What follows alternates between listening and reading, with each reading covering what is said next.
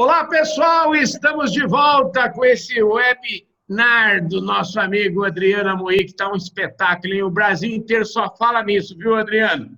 Pô, que bom. E hoje, né, o Adriano, ele cometeu uma... Ele já se redimiu, já falou sobre isso, mas eu vou insistir que ele cometeu uma gafe danada, já fez 14 webinars, esse é o 15º, e teve duas mulheres até o presente momento, né? Mas eu vou te falar, as mulheres também que ele botou aqui, é o seguinte, é top de linha, elas valem por 10, cada uma delas, entendeu? E Isso mesmo, isso, a Fátima Mota, que está aqui hoje para falar com a gente, é dessas mulheres encantadoras. Ela, olha, tem já um negócio comum comigo, que ela fez mestrado e doutorado lá na PUC, e eu não fiz mestrado e doutorado, mas eu fiz uma graduaçãozinha lá na PUC também, faz tanto tempo, então isso é uma coisa que a gente tem em comum. Ela, além de ser top de linha, enfim, ela tem mestrado, formada em ciências sociais, é psicanalista, então é o seguinte, ela sabe tudo sobre liderança, mas olha, a qualidade top dela é o seguinte, ela tem 8 gatos, um cachorro, entendeu? Então é o seguinte, uma pessoa que tem 8 gatos e um cachorro só pode ser gente do bem. Então, Fátima, seja bem-vinda ao Fala Carlão, viu? Muito obrigada, Carlão. Adorei a apresentação, porque eu acho que a melhor parte de mim é essa mesmo, ter 8 gatos e um cachorro. Olha, é um espetáculo. Eu tenho um cachorro que ele me adotou e demorei 54 anos para ter um cachorro. Então, eu estou apaixonado pelo cachorro e o cachorro muda realmente nossas vidas. Você falou um negócio super importante, esse convívio com a natureza. Acredite você, é o seguinte, eu era uma pessoa que viajava 25, 26 dias por mês e com essa quarentena, faz quase 50 dias que eu não viajo.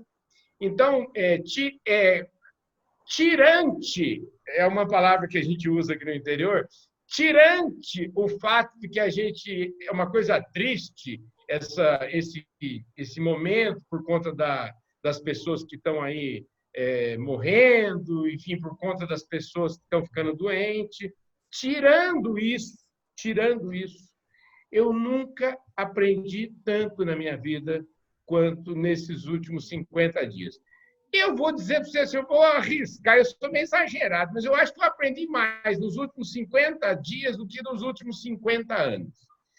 E eu queria saber de você, que é psicanalista, que é especialista em liderança, como é que o líder é forjado num momento tão complexo como esse que a gente está vivendo? Olha, Carlão, eu vejo que esse é o grande momento da liderança se forjar mesmo, como você está falando, porque é a hora de voltar para casa, né? Esse voltar para casa é muito simbólico, a gente não volta só para casa física, né? A gente volta para dentro. Então, um líder, nesse momento, é o momento dele olhar para ele mesmo, de reconhecer o porquê que ele quer ser líder, qual é o propósito, o que ele precisa fazer com a equipe. A questão da comunicação com a equipe é fundamental, manter esse canal aberto, de rever as suas posturas, de rever os seus posicionamentos, de rever o todo, tá? E efetivamente, parar para pensar nisso que você acabou de falar. O que eu estou aprendendo com essa história, cara? Né? Será que eu estou aprendendo mesmo? Ou será que eu continuo sem aprender? Então, é o grande momento de voltar para casa e, ao mesmo tempo, ir para fora, no sentido de estar junto com a equipe, e voltar para dentro e ir para fora, e poder construir esse novo momento. Então, o líder que fizer isso, com certeza vai sair bem. E outra coisa, de certa forma, todos nós somos líderes, no sentido de que eu sempre digo o seguinte, uma coisa que eu aprendi também agora com a vida é que a pessoa mais importante desse mundo sou eu. Assim, em primeiro lugar, isso é uma coisa que eu faço questão de falar mesmo, que assim, eu sou a pessoa mais importante do mundo. Isso não abro mão, não existe ninguém mais importante do que eu. E aí, essa história passa por... A gente falou aqui de autoconhecimento, enfim. Eu queria que você desenvolvesse um pouco aquela história, né, de ser líder de mim mesmo. Ou seja, como é que é essa história, como é que essa história se desenrola quando você tem que liderar times e equipes ou ser dono de um negócio, enfim. Olha, Carlão, quando a gente aprende isso que você acabou de falar, que a pessoa mais importante é você, e não por uma questão de prepotência, mas muito mais por uma questão de cuidado, aí você aprende a se autoliderar. Então, é aquilo que eu estava falando, né, agora há pouco. Nós vivemos dentro do nosso corpo.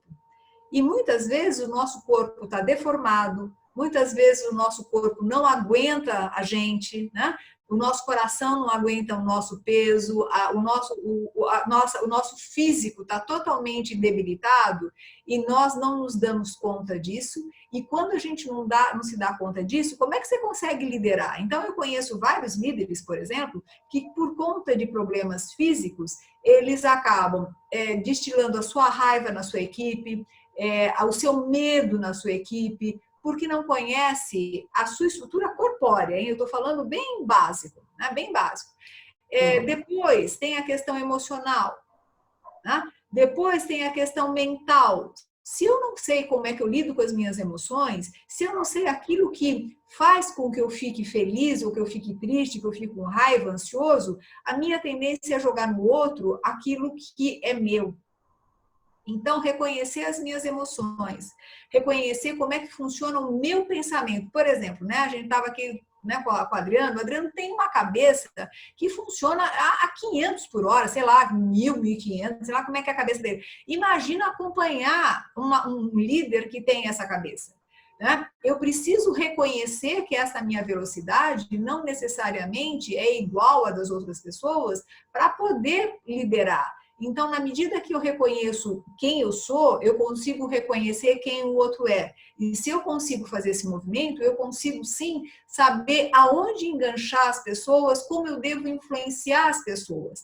Mas, acima de tudo, eu preciso, inicialmente, me autoliderar, porque aí depois a coisa vai, né? Então, por isso que, nesse momento, a autoliderança é fundamental. Senão, eu acabo me destruindo e destruindo outras pessoas. Deixa eu te falar, o agronegócio, ele tem muito de... E aí o Adriano, eu quero que ele complete esse raciocínio e depois passa a bola para você. O agronegócio tem muito de dono, né? Muita gente está assistindo aqui, a gente é dono, ou é dono da fazenda, ou é dono de uma revenda, enfim, e invariavelmente são donos, e geralmente o cara que é dono de uma fazenda é dono de várias outras coisas. E eu queria saber o seguinte, como é que é ser dono e ser líder? E, Adriano, você, com a sua, como diz, com a sua capacidade de estratégia e de ser líder, e você é 20 milhões de vezes mais preparado e mais inteligente do que eu, elabore melhor essa história e passe a bola aí para a Fátima. Deve ser um exagerado, mas vamos lá, eu vou tentar. Ser dono não tem nada a ver com ser líder, por princípio. Todo dono deveria, de alguma maneira, almejar ser um líder, mas isso não necessariamente acontece. Isso não acontece porque pode ser que ele não tenha características adequadas para isso, pode ser também porque não quis desenvolver, pode ser também porque deixou de se manifestar com o tempo. Mas hoje, de fato, ser líder é uma questão mandatória para a sobrevivência do seu negócio. E aí eu estou falando muito para os meus amigos aqui do agro, em duas instâncias. Primeiro, como dono, que tem que ser um dono e líder, eu já quero comentar sobre isso. Mas segundo, em que você aceite também que você precisa desenvolver outras lideranças dentro da sua organização.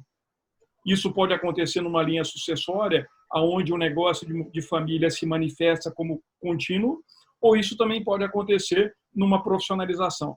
eu vejo que também existe muita dificuldade em lidar com isso, porque junto com você buscar um executivo externo, que também é um líder, existe normalmente um relativo conflito, e esse conflito, que é muito bom, pode ser mal interpretado. Mas eu quero voltar na minha dica para os meus amigos do agro, que são donos. Vocês têm que pegar a mesma energia que todo mundo teve quando desbravou esse Brasil e quando construiu o agronegócio que a gente tem hoje, e entender que essa mesma quantidade de energia despendida lá atrás, idos de 1970, vai ser necessário ser despendida agora, nesse exato minuto. A mesma energia que você teve para construir um negócio do zero, eu queria que você trouxesse para cá e tentasse pensar em como é que eu faço do meu negócio atual um novo negócio. Ou seja, vocês estão tendo uma chance de 2 vezes em uma vida construir histórias de sucesso. E eu sei que esse grupo tem esse potencial. Vai lá, Fátima, eu coloquei a perspectiva de negócio. Agora coloque a lógica. Olha o Totó, você acha que eu consigo falar agora do Totó? Olha, e o Totó estava aqui na janela e entrou nessa conversa aqui agora. Falando em liderança, o Totó pulou, né? Então, eu quero falar de liderança e aproveitar essa contribuição aí do Adriano e saber também dessas competências aí do líder e se as competências do líder elas batem com as competências de um dono. Eu acho muito bom o que você acabou de falar, e eu conheço vários donos, né, de negócios, de agronegócio, e inclusive, né, pessoas que são comuns, amigos com pessoas comuns, e assim, eu vejo que muitas vezes um dono, ele pode ser um grande líder, mas um grande líder, e eu conheço vários donos que são grandes líderes. Uhum. Precisa trabalhar isso, Sabe por que o dono pode ser um grande líder? Porque, acima de tudo, ele já tem algo que as pessoas reconhecem nele, que você é o cara, você é o que fez, você é que conduziu. Então, assim, ele já tem metade do caminho andado. No entanto, se ele não trabalhar as competências necessárias, ele acaba não conseguindo ser um líder que a gente precisa agora. Então, por exemplo, né, essa questão da inteligência interartificial.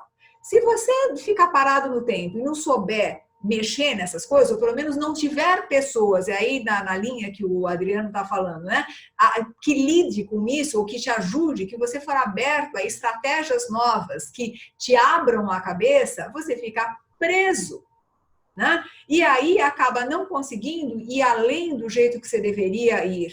Então, por isso cabe ao dono desenvolver competências como agilidade, abrir a sua cabeça, rever os modelos mentais, né? E não esquecer das coisas boas que tem. Ou seja, o carinho que ele tem pelo próprio negócio, a importância da sustentabilidade que ele já faz, porque ele tem o negócio dele ali, né? No entanto, ele precisa saber que ele não pode mandar e todo mundo obedecer cegamente, que ele precisa ouvir as pessoas, que eu acho que esse é um grande problema do dono, porque como ele é dono, ele fala, né? Eu sou dono, eu mando aqui, você tem que obedecer. Isso não existe mais, porque ele nunca vai ter boas pessoas com ele. Vai ter que, sim, cuidar da linha sucessória, como o Adriano falou. Vai ter que trabalhar a questão da conexão maior, não só com o seu negócio, mas com o todo, né? E, acima de tudo, já que ele está no agronegócio, se preocupar muito com uma coisa chamada natureza. Porque, às vezes, a gente esquece de cuidar de quem cuida da gente.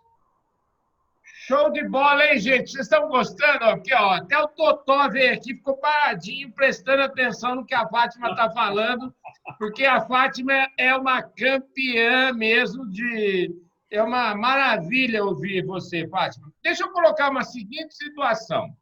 A gente tem, e acho que isso é muito comum, inclusive no agronegócio, falando, uma transição, uma geração que sai de cena, outra geração que está entrando para mandar.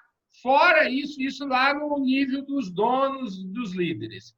E nas equipes, é muito comum a gente ter na equipe, eu falo por mim, a gente tem na equipe pessoas de 50 anos e tem na equipe pessoas de 22, de 23, de 25. Então, eu não sei, outro dia eu fiz uma reunião com o meu povo aqui, e pedir o seguinte: eu acho que os mais idosos, que é o meu caso, eu me incluo nisso, a gente precisa ter, digamos assim, uma certa... ser flexível para entender as posições dos mais jovens. Por outro lado, eu acho que os mais jovens precisam ter paciência com os mais velhos também. Então, eu queria saber de você o seguinte: quais são aí as qualidades que a gente eventualmente precisa buscar para entender os mais novos e que os mais novos também precisam buscar para entender os mais velhos? Olha, eu acho que a primeira coisa, Carlão, é que a gente precisa sair dessa história de ser mais novo e ser mais velho. Uhum. Sabe? Acho que essa é a primeira coisa que a gente tem que fazer, porque eu não sei qual é a idade da sua alma. Boa. Eu não sei a idade da alma de um rapaz de 20 anos. Eu sei que agora ele tem 20 anos, mas talvez ele seja muito mais velho que eu. Então, eu acho que isso a gente tem que rever. E, claro, né, com certeza tem a questão do respeito e a questão da busca pela harmonia entre pessoas que podem se completar. E aí, eu acho que a gente tem não só o mais velho com o mais novo, mas a mulher e o homem, né? A gente tem aí toda a diversidade de gênero que está muito forte. Né? Nós temos aí a questão da questão da expressão individual, que é tão diferente. Então, respeitar o outro e saber compor com o outro, independente de idade, sexo, seja o que for, é alguma coisa que nós vamos precisar aprender. Do mesmo jeito que você está compondo aí com o Totó, sabe? A gente não aprende pra caramba com eles e a gente não tem que flexibilizar e entender. Eu acho que é um pouco isso, né? Às vezes a gente consegue fazer isso muito mais com um cachorro, com um gato e muito menos com as pessoas. É poder ter essa coisinha chamada respeito de verdade e poder entender que a colaboração constrói. Na hora que a gente entende isso de verdade, acho que a gente entra para um outro patamar de consciência. Para fechar essa conversa, porque essa conversa é ótima, entendeu? Eu acho show de bola. Eu acho que todo mundo deveria estudar psicologia, realmente. Eu estou até pensando em voltar. Se eu fosse voltar a estudar, eu ia estudar psicologia. Deixa eu te falar. Eu queria saber o seguinte: a gente está correndo um risco. Eu estou aqui há 40 dias, como eu te falo, mais de 40 dias, sem viajar, mudando um pouquinho meus hábitos, ou seja, um pouco mais focado em fazer minhas caminhadas e tal. Eu não sei se você sabe, mas eu emagreci 70 quilos sem bariátrica, 70 quilos sem bariátrica. Eu contei para ela, Carlão. Pois é. E aí existe um negócio que é fácil de falar, eu repito muito isso, mas não é tão fácil de executar no dia a dia, que é a história assim, o valor do tempo presente, o valor do agora, nesse minuto, né? Então, eu acho que eu gosto muito de fazer esse Fala Carlão, porque eu acho que eu gosto tanto de fazer essas entrevistas que eu esqueço do resto, esqueço do mundo, e aí tá legal. Então, eu queria que você refletisse isso e a importância de, especialmente nesse tempo, a gente corre o risco, se não se policiar, de trocar o trânsito de São Paulo pelo trânsito de lives. E a gente corre o risco de chegar atrasado nas lives e colocar 10 mil coisas para fazer num dia que só cabe 2. Então, eu queria que você, para a gente fechar esse papo, eu queria que você falasse sobre isso. O Totó quer te beijar, tadinho. Aí. Olha, aí que tá, né? Porque às vezes a nossa busca pela fuga é tão grande que a gente troca um trânsito pelo outro, né? Porque no fundo a gente foge da gente mesmo. Então, eu estava fazendo uma live outro dia, com uma roda de diálogos de líderes, eu estava fazendo, e um líder disse uma coisa para mim que eu achei o máximo. Ele é uma pessoa que veleja. E aí ele falou assim: olha, Fátima, uma vez eu estava fazendo a travessia de São Paulo para o Rio e estava muito ruim, né? Tinha muita onda pesada, e eu estava com uma pessoa com muito medo do caminho, né? Muito medo de viajar e tal. E aí ela veio para mim e falou assim, quanto tempo falta? Aí ele falou, olha, faltam 4.585 ondas. Mas sabe de uma coisa? Não adianta eu me preocupar com as 4.585 ondas. Eu tenho que me preocupar com essa. Porque se eu conseguir passar por essa, eu consigo passar pela outra, pela outra e pela outra. E eu gostei muito do que ele falou.